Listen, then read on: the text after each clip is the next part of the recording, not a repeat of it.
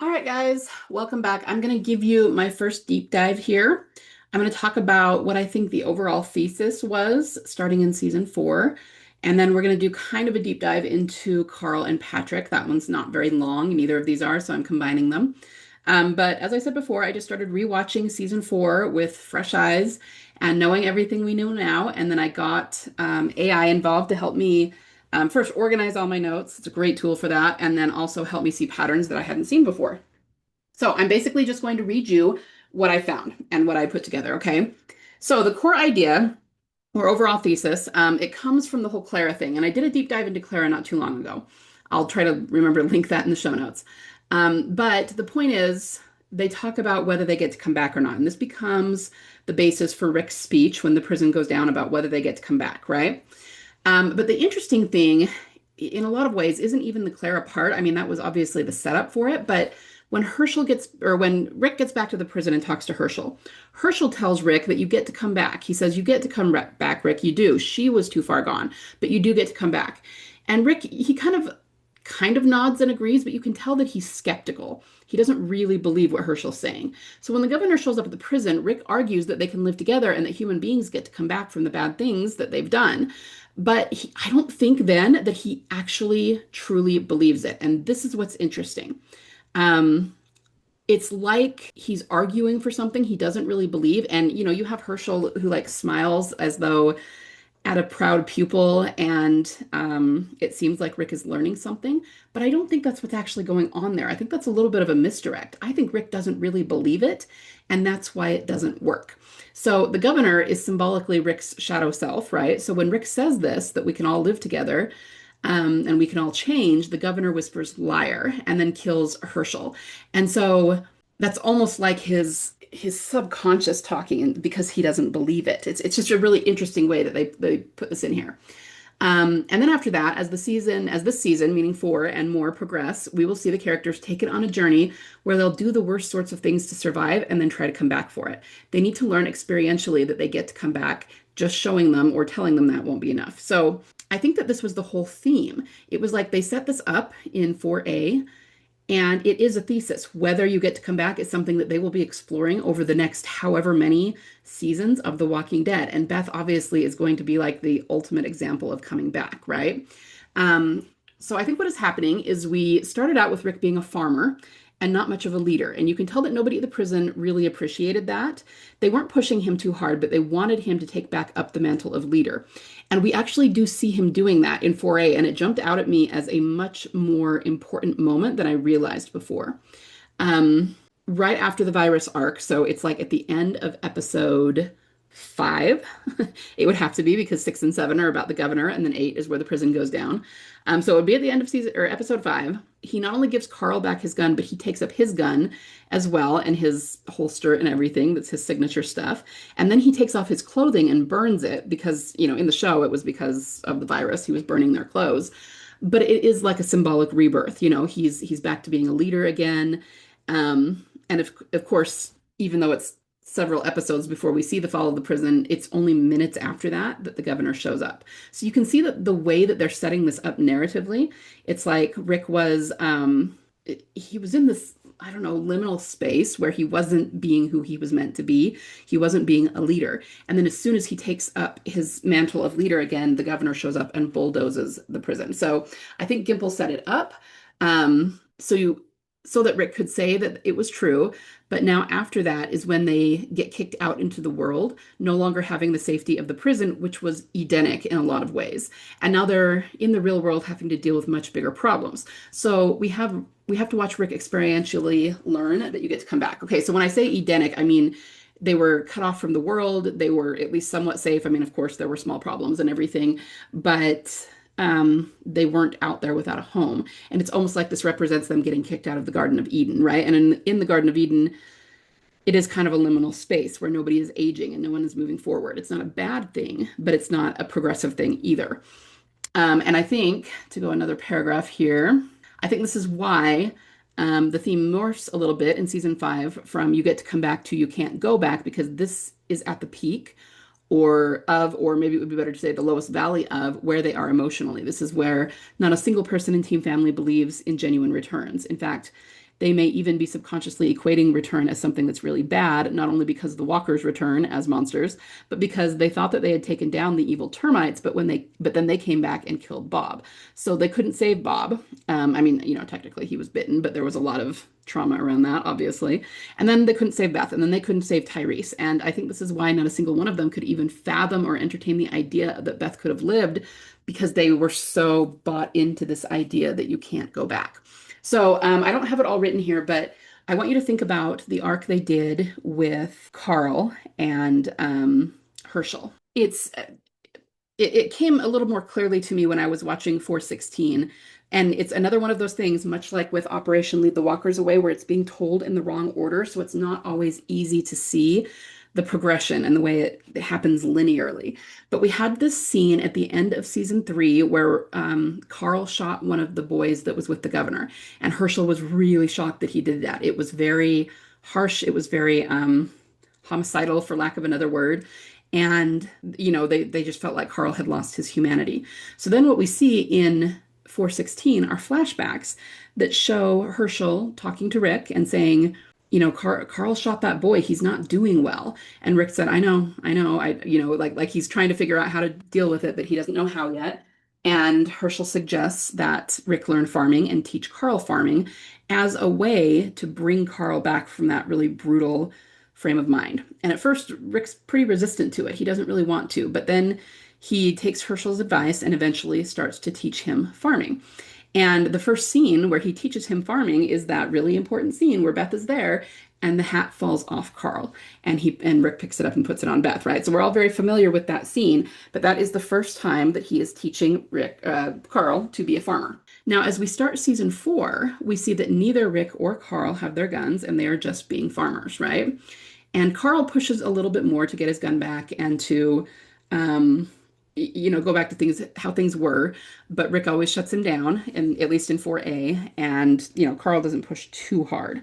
But the point is, what they're trying to show us is that Carl came back in terms of his humanity and in terms of, being in that really brutal homicidal mindset. And Hershel actually does reference that in that conversation with Rick after Clara. He says, you get to come back. And I don't remember exactly the words he uses, but he says, your boy came back. Okay. So he's saying basically Hershel's idea worked. He was able to instill some peace and more, morality into Carl by making him a farmer. Now, of course, that doesn't last. I mean, the farming part. Eventually he does take his gun back up, and so does Rick. But the thing is, again, this jumped out at me in such a different way than I remember seeing it before. But when you get to 416, you have this conversation between between Carl and Michonne. It's the whole part where he says, I'm just another monster too. But if you really listen to what he's saying and you understand this whole arc they did where they brought him back from that brink, it hits very differently. And I don't think I understood it that way when I watched it before. And it had been several years since I actually sat down and watched, season 4, beginning to end. So Carl says, basically, and again, I am paraphrasing, but he basically says that he's gained self-awareness. He realizes now how bad he was before, and by that I think he means when he killed the governor's boy. And so he can look back over that and see the difference between when he was peaceful and farming and when he was really being pretty homicidal about things. And he can see the difference and how bad it was. But then he says, I'm not who my dad thinks I am, because sometimes I still have these thoughts. So what he's saying is that he does still have kind of homicidal thoughts sometimes, and he's feeling guilty about that. But the thing is, that's actually major progress, because the Carl from season 3 would not have had the thoughts. He didn't have the self-awareness, and he wouldn't have felt guilty if he did. So it shows that he's come a long way and he has come back from that brutal brink. He just doesn't think that he's where he needs to be. But as the seasons progress, after he says that, we see that Carl becomes a really responsible and ethical human being, and he's always taking care of people and bringing people in all the way up until season 8 when he dies. So the point is that they did this arc with him to show what Hershel is saying. You get to come back. You do. But you have to do the work, right? You have to be willing to not be homicidal anymore. And like I said, I think that the whole thesis here was to have Rick say that, but it wasn't true at that point. I mean, as a concept, maybe it was, but he didn't believe it. And so, if you want to see it from an energetic standpoint, like he couldn't actually manifest the um, results of that because he didn't believe it. So it kind of gave me chills watching it this time when the governor whispered liar. It's almost like it's Rick's own subconscious telling him that. And I think that's the writer's way of saying Rick doesn't believe that this is true. He's trying to make it true. He's parroting it because he's trying to save Hershel and Michonne's lives and he's trying to save the prison, but he doesn't actually believe it. Then, of course, the prison goes down. They get kicked out into the wide world. And I think the rest of the series is showing us variations on the theme of being able to come back. Sometimes it's physically, sometimes it's emotionally, sometimes it's spiritually, psychologically, all of that. And I'm going to be, when I do this deep dive, we're going to talk about various characters, including Carl a little bit today, but I recently did a deep dive on Carl when I talked about his death and the Phoenix and everything. So not too much on him, but we're going to go into Tyrese, we're going to go into Lizzie and Mika, and it's all going to tie back to the symbolism and what it means for Beth, right? But that is my basic thesis for what I think is going on here. And that's why we do have a lot of return scenarios and arcs and resurrections. And I've said before, people get so annoyed about people on the show, supposedly dying and coming back, but that is their whole thesis that they are dealing with in the show. Okay. So let's switch to the Carl stuff here, Carl and Patrick. So I originally, when I sat down to watch, just kind of a funny story, when I sat down to watch season 4, I was actually only going to watch the first episode, 401 and 416, because I was specifically interested in doing a deep dive into Patrick and trying to figure out how he functioned in the story, in the narrative. But then I started watching episode 2, and actually Patrick's still in that. He's just a walker at that point. But season 4 is just so mesmerizing. Like I started watching it and I couldn't stop watching it. So I ended up watching up pretty much the whole thing. I skipped the governor episodes because I had watched them more recently, but I pretty much watched everything else. So let's get into Carl and Patrick. Hold on. Okay, so as you can see, I copy and pasted this. This was something that I sent to my fellow theorists, so there's a little bit of just talking about how I watched it. We're going to skip down to here. Okay, he ended up being the smallest potatoes of my notes because I ended up taking all these other notes on 4A, even though he's the reason I started doing this to begin with. So what I saw mostly about Patrick is that he's somewhat infantilized. And maybe that's not quite the right word. He's presented as someone who is somewhat weak or at least not strong or determined enough to push through and survive. You know what? I'm going to make this bigger. Hold on. Okay, hope you can see that better. All right, so he's weak or at least not strong or determined enough to push through and survive. For him, this is very subtle. They don't do it in a super obvious way. He's just a nice kid, happy to be there, obviously looks up to Daryl, etc. But he goes to story time with the younger kids. And when he starts feeling sick, Carol says sometimes you have to push through, but he doesn't. He leaves. And of course, that's because he's afraid he'll puke, which is understandable, in terms of a real life situation. But I think they're trying to tell us something here, that he just doesn't have a very strong constitution. Overall, I actually think he's a foil to Carl. So as 401 begins, Carl has come back from his homicidal ways for the most part, but he's still stronger and harsher and more determined than Patrick, which sets him apart. Patrick hasn't had the experiences Carl has, so of course he's not going to be the same way. So I'm seeing this much like Beth and Tyrese, but on a smaller scale. Patrick represents the weak side of Carl, and he eventually succumbs and dies off. Furthermore, Carl and Patrick mirror Lizzie and Mika. Again, Carl is not as homicidal as Lizzie is, of course. But you could argue that he kind of was like her at the end of season 3. And there's even a part where Mika talks to Patrick, asking if he's coming to story time later, and he says yes. And when he says yes, she says, "Well, see you there," with this huge smile on her face. It almost seems like she's crushing on him or flirting with him. And in the story, she might be, but I think that that's the writers telling us that they mirror one another. They're alike. And the two of them eventually die, while their stronger, harsher counterparts, Carl and Lizzie, survive them, at least for a time. So we see Patrick in episode 1, and then he's mostly just munching on guts in episode 2. And after that, we only see him in 416, which is the episode called A. I've always wondered what's up with him playing with Legos and talking to Rick, but I think it's another way to show that he's a kid at heart. Carl is all serious and cleaning his guns and acting like a 30-year-old gunslinger, and Patrick is playing with Legos. He even mentions in the scene that they're for 8 to 12-year-olds. And this is just another one of those scenes that didn't need to have Beth in it. They chose to put her there, so there must be a reason for it. The scene is dripping with other kinds of foreshadowing. I mean, there's the fact that Patrick is there and we know he'll be dead in a few months from the flu. There's a picture on the table, as from a coloring book, in front of Carl, and the figure in it has one of its eyes blacked out. So it's a very obvious foreshadow of Carl eventually losing his eye. And then there's Beth. She's just like sitting with Judith on the steps. And I think what they're trying to show us by putting Patrick in the scene and, with Beth, is that she will go through something very similar. Not that she's going to die like Patrick did, although I do think that the virus in 4A is symbolic of the bigger Walker virus, so we could see some ties there. But Carl is still being harsh, but this is where Rick teaches him farming and starts to bring him back. And once he's back, it's like his weaker self is no longer of use in a symbolic way. So Patrick dies. And probably something similar will happen with Beth. It's like Carl and Patrick represents the two sides within one person, right? You have the dynamic of her and Tyrese, and we've always said that, Tyrese died off because he was weak in some ways and Beth was stronger, but just also within her, the weaker version of her will die and she'll come back much stronger. Now I'm going to show you this. We're going to deep dive into Tyrese and then into Lizzie and Mika, and we're going to talk about the clocks. And I just have a ton of stuff that is really cool. And it really starts to help you understand what they were going for back in season 4. And all of it, points to it has to be that Beth is coming back. Nothing else makes sense.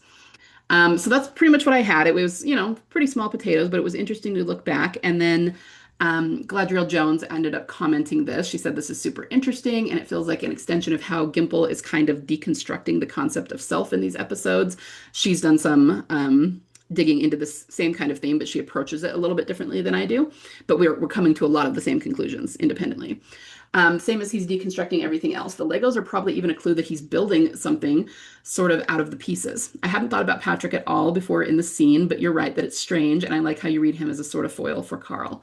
Maybe there's something to add to this pertaining to Zach. Zach is so short-lived, but he was Beth's boyfriend, and they seem intimate, and he was like clearly really into her, probably more than she was into him based on their interaction. So if you watched my last video, and remember I told you there was something that I had read about someone being more into one than the other, and this is what it was. It was Zach, and I just could not bring that to mind when I was doing my last video, okay?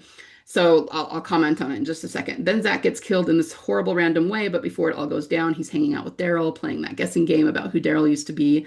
He guesses that Carl, he guesses that Daryl was a homicide cop, but will later learn that Daryl was nothing, just an annoying little brother, sort of like Zach. In Consumed, Carol tells Daryl that he's different, that before he was a boy, but now he's a man.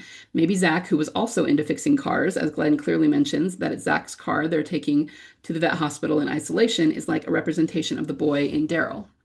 Zach dies, and Daryl has to take responsibility, and he's the one who goes to tell Beth, and she embraces him as if he's taking Zach's place in a way, which he does. I've never thought about it like that before, but your thoughts on Patrick as the boy who needs to die so Carl can sort of grow up and become better is really interesting to me. I will definitely be thinking on this more. So I totally agree. When I was doing this, I didn't think to make Daryl and Zach kind of the two parts, the strong versus the not so strong. But that's a good point. And I mean, this is what I was thinking about. Because I mean, TD forever has said that, Zach was her boyfriend. We have the damn romance novel line, and, that eventually it's going to be her and Daryl. So we've talked about this sort of thing for a while about, the progression of Beth's love interest and all of that. But yeah, I think that it could definitely be that him and Zach represent the same sort of dynamic. And it is really interesting that they did so little with Zach. He was on there. He was actually, at the time, the actor was up and coming, and he's still pretty well known. But he played such a small role, and then they just never, it was like, okay, but why do that? Why bring someone on for one episode for 10 minutes and then have him get killed off? There's got to be a symbolic reason for that.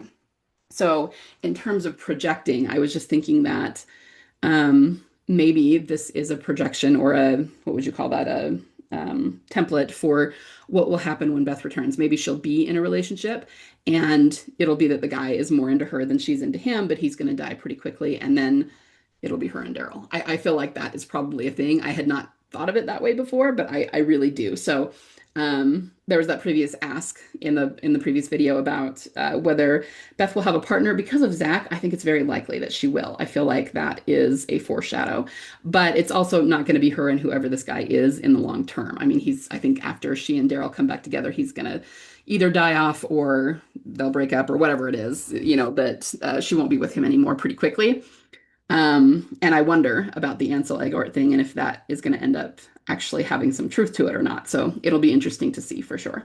Okay, so that is what I have for this. And it was just kind of, but you guys, it's interesting and I love it, but this is actually pretty surface compared to the stuff we're going to get into. Like I said, it's been kind of blowing our minds, the things that we've been coming up with when we start feeding TD symbolism into AI. So it's really, really fun. Next time, I don't know. It'll either be clocks or it'll be Tyrese. Maybe I should do the clocks first. So we're going to talk about clocks, we're going to talk about Tyrese, and then we're going to talk about Lizzie and Mika. And then after that, I will try to get to doing still and alone commentaries. So I've got quite a few things lined up, and yeah, they will be dripping out over the next couple of weeks, hopefully. So I will just see you in my next video. Bye.